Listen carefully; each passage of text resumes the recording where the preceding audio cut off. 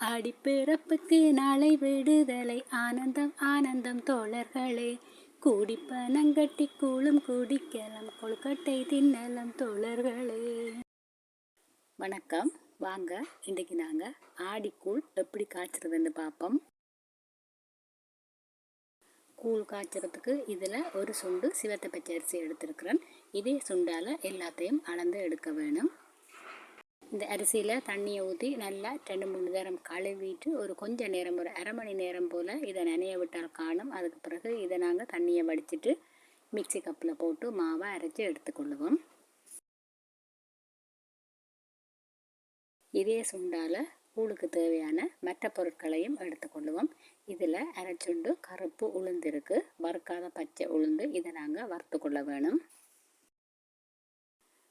இதோட பச்சை பயறு எடுத்திருக்கிறேன், இதுவும் அரைச்சுண்டு பயறு எடுத்திருக்கிறேன். இதையும் வறுத்து எடுக்க வேணும். இது ரெண்டையுமே நாங்கள் பொன்னிறமாக வறுத்து எடுத்துக்கொள்ளுவோம். இந்த உளுந்து பயறு எல்லாமே கழுவி நல்ல வடிவை அரிச்சிட்டு வெயிலில் காய வச்சு தான் எடுத்திருக்கிறேன். உளுந்து வறுபட்டுடுது, இதை எடுத்துருவோம். இதோட பயறை போட்டுருவோம். பயறையும் நல்ல பொன்னிறமாக வறுத்து எடுத்துக்கொள்ளுவோம். பயறு வறுபட்டுட்டுது. இதில் தண்ணி கொஞ்சம் ஊற்றி வச்சிருவோம். அப்போ எங்களுக்கு கெதியில் பயறு அவியும். இப்போ நாங்கள் உளுந்தையும் மாவாக்கி எடுத்துருவோம். இதில் பச்சை அரிசி ஊறிட்டுது. இதையும் நாங்கள் மிக்சியில் போட்டு அடித்து எடுத்துக்கொள்ளுவோம். நல்ல பட்டு போல் அடிச்சுட்டு ஒரே தரமாக அரிச்சு எடுத்துட்டோம்னா காணும். இந்த மாவை அரிச்சிட்டு இதை வறுக்கக்கூடாது. இந்த பச்சை மாவில் தான் கூழ் காய்ச்சறது. அரிச்சிட்டு எடுத்து வச்சுக்கொள்ளுவோம். இதில் மிளகு கொஞ்சமும் சீரகமும் ஏலக்காயும் இருக்குது. இதில் ஏலக்காயை தனியாக எடுத்து வச்சுட்டு இந்த மிளகையும் சீரகத்தையும் போட்டு நல்ல பொன்னிறமாக வறுத்து எடுத்துக்கொள்வோம். ஏலக்காய் பச்சையாக தான் போட வேணும். இனிப்பு சாப்பாடுகளுக்கு ஏலக்காய் பச்சையாக போடுறது தான் நல்லது. மிளகும் சீரகமும் வறுபட்டுட்டு அடுப்பை நிப்பாட்டிட்டேன். இப்போ இந்த சூட்டில் இந்த ஏலக்காயை போடுவோம். அப்போ எங்களுக்கு உரலில் இடிக்கிறதுக்கு நல்ல வசதியாக இருக்கும். இப்போ நாங்கள் இடித்து வச்சிருக்கிற பச்சை அரிசி மாவை பெரிய ஒரு பாத்திரத்தில் போட்டுக்கொள்ளுவோம். இதோட நாங்கள் ஏற்கனவே வறுத்து இடித்து வச்சிருக்கிற உளுந்து மாவையும் சேர்த்துக்கொள்ளுவோம். இந்த 2 மாவையும் நல்லா சேர்த்து ஒன்றா கலந்து விட்டுக்கொள்ளுவோம். இதை கலந்து விட்டுட்டு இந்த மாவிலிருந்து கொஞ்சம் போல் எடுத்துக்கொள்ளுவோம். இந்த மாவில் நாங்கள் கொஞ்சம் குழைச்சிட்டு இதை சின்ன சின்ன உருண்டைகளாக உருட்டி கொள்ள வேணும். எங்களுக்கு உருண்டைகள் கணக்க தேவைன்னு சொன்னால் இன்னும் கொஞ்சமாக சேர்த்து போட்டுக்கொள்ளலாம். இதில் ஒரு பிஞ்ச் அளவுக்கு உப்பு சேர்த்துக்கொள்ளுவோம். சேர்த்து எல்லாத்தையும் கலந்துட்டு நல்லா கொதி தண்ணியை விட்டு இதை குழைச்சிருவோம். நல்ல இறுக்கமான மாவு உருண்டையாக இதை குழைச்சி கொள்ள வேணும்.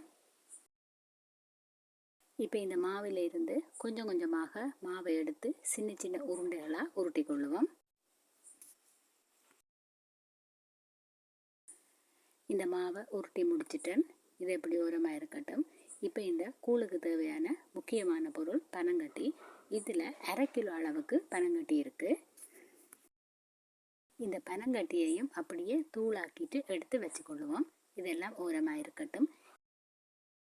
இதில் தேங்காய் பால் எடுத்து வச்சுருக்கிறேன். நான் அரிசி அளந்த அதே சுண்டால் 10 சுண்டு தேங்காய் பால் வச்சுருக்கிறேன். இது தண்ணி பால். இந்த சுண்டால் தான் நான் இதில் தேங்காய் பால் எடுத்து வச்சுருக்கிறேன். முதல் பால் வேறையாக இருக்குது. நான் இந்த கூழுக்கு 2 தேங்காய் திருவித்தான் பால் எடுத்திருக்கிறேன். இதில் முதல் பால் இருக்குது. இதுக்கும் 2 சுண்டு வரும் நல்ல திக்கான பால். அதோட தேங்காய் சுட்டு இதில் குட்டி குட்டியாக வெட்டி வச்சிருக்கிறேன். கூழுக்கு தேவையான எல்லா பொருட்களுமே தயாராக இருக்குது. இப்போ நாங்கள் ஏற்கனவே கலந்து வச்சிருக்கிற மாவில் இந்த தண்ணி பாலை விட்டு வடிவாக இதை கரைச்சி வச்சுக்கொள்ளுவோம். அளவுகள் சரியாக இருந்தால்தான் எங்களோட கூழ் கூழ் மாதிரி இருக்கும். பால் குறைஞ்சதுன்னு சொன்னால் கூழ் களி மாதிரி போயிடும். கூழ்ன்னு சொல்கிறது நாங்கள் குடிக்கிற பதத்தில் இருக்க வேணும். கரண்டியால் அள்ளி சாப்பிட்ற பருவத்தில் இருந்தால் அது களியாகிடும். நான் ஒரு சுண்டு அரிசியும் அரைச்சுண்டு பயறு அரைச்சுண்டு உளுந்து எடுத்திருந்தேன். அப்போ மொத்தம் 2 சுண்டு. இந்த 2 சுண்டுக்கும் 10 சுண்டு பால் சரியாக இருக்கும். அதுவும் தண்ணி பால். முதல் பாலை இதில் சேர்க்கக்கூடாது. இப்போ நாங்கள் நல்ல வடிவாக இதை கரைச்சி விட்டுக்கொள்ளுவோம். இனி பயறு அவிய விடுவோம். நான் ஏற்கனவே வறுத்த பயறில் தண்ணி கொஞ்சம் விட்டு வச்சுருந்தேன். அப்போ பயறும் கொஞ்சம் ஊறி இருக்கும், கெதியில் அவிஞ்சிரும். தேவையான அளவு தண்ணியை விட்டு பயறை அவிய விடுவோம். இதில் கொஞ்சமாக உப்பும் சேர்த்துக்கொள்ளுவோம். கொஞ்சம் வாய் அகலமான பாத்திரம், அடி கனமான பாத்திரம் என்றால் கூழ் அடியும் பிடிக்காது, எங்களுக்கு கலந்து விடுறதுக்கு ஈஸியாகவும் இருக்கும். பயறு அவிஞ்சிட்டது. இப்போ நாங்கள் உருட்டி வச்சிருக்கிற மா உருண்டைகளை சேர்த்துக்கொள்ளுவோம். சேர்த்துட்டு இப்போ உடனே கரண்டியை போடக்கூடாது, அப்படியே மூடிடுவோம். கரண்டியை போட்டால் சில நேரங்களில் அந்த மா உருண்டைகள் கரைஞ்சி போயிடும். மா உருண்டைகள் எல்லாமே அவிஞ்சிட்டது. நாங்கள் எடுத்து அமர்த்தி பார்த்தோம்னு சொன்னால் நல்ல கல் மாதிரி இருக்கும். இப்போ இது அவிஞ்சிட்டது, ஆனால் அமர்த்தி பார்க்க இயலாது, சரியான சூடு. இனி நாங்கள் ஏற்கனவே கரைச்சி வச்சிருக்கிற மாவை இதுக்குள்ளே ஊற்றிட்டு கைவிடாமல் கலந்து விட்டு கொண்டிருக்க வேணும். அந்த மாவை திரும்ப ஒருக்கா கலந்து விட்டுட்டு தான் நாங்கள் இதில் ஊற்ற வேணும், இல்லாட்டி மாவெல்லாம் அடியில் திரைஞ்சி தங்கி இருக்கும். இப்போ கூழுக்குரிய கலவை தயாராகிட்டுது. இனி நாங்கள் கைவிடாமல் இந்த மாவை கலந்து விட்டு கொண்டு இருக்க வேணும், இல்லாட்டி மா அடியில் தங்கி கருகி போயிடும். இப்படி ஒரு விஸ்குன்னு சொன்னால் எங்களுக்கு கலந்து விடுறதுக்கு சுகமாக இருக்கும். அகப்பையை விட இது நல்லா அடியில் கொஞ்சமும் ஒட்டாது. இப்போ இதில் தேவையான அளவுக்கு உப்பு சேர்த்துக்கொள்ளுவோம்.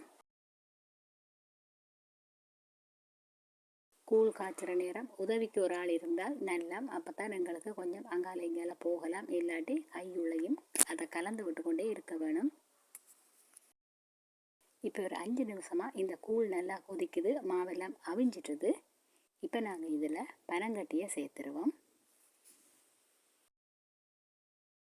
பனங்கட்டியெல்லாம் நல்லா கரைஞ்சி வார நேரம் தான் எங்களோட கூழுக்கு நல்ல ஒரு நிறம் வரும். முன்னமெல்லாம் நாங்கள் சின்ன காலத்தில் ஆடிப்பிறப்புன்னு சொன்னால் பள்ளிக்கூடங்களுக்கு லீவு விடுறது. முன்னமென்று சொல்கிறது இப்போ ஒரு 50 வருஷம் இருக்கும் நாங்கள் சின்ன காலத்தில். இப்போ எல்லாம் பள்ளிக்கூடங்களுக்கு அப்படி லீவு விடுறதில்லை. இப்போ இந்த சர்க்கரை கரைஞ்சி கொண்டு வருது, எங்களோட கூழ் கொஞ்சம் கொஞ்சமாக நிறம் மாறிக்கொண்டு வருகுது. கேஸ் அடுப்பில் பெரிய பாத்திரங்களை வச்சு செய்கிறதுக்கு கொஞ்சம் கஷ்டம், கெதியில் சூடாகாது. விறகடுப்பு தான் நல்ல கூழ் காய்ச்சறதுக்கு. இப்போ எங்களோட கூழ் நிறமெல்லாம் மாறிக்கொண்டு வருகுது, நல்லா கொதித்து மாவெல்லாம் அவிஞ்சிட்டுது. நாங்கள் இப்போ அடுப்பை கொஞ்சம் குறைச்சி விட்டுருவோம். குறைச்சிட்டு முதல் பாலை சேர்த்துருவோம். முதல் பால் சேர்த்ததுக்கு பிறகு அடுப்பை நல்லா எரிக்கக்கூடாது, கொஞ்சம் மெல்லிய நெருப்பில் 1 நிமிஷம் 2 நிமிஷம் விட்டமென்றால் காணும். கொதிக்க விடக்கூடாது, கொதிச்சா இந்த கூழ் சுவை குறைஞ்சி போயிடும்.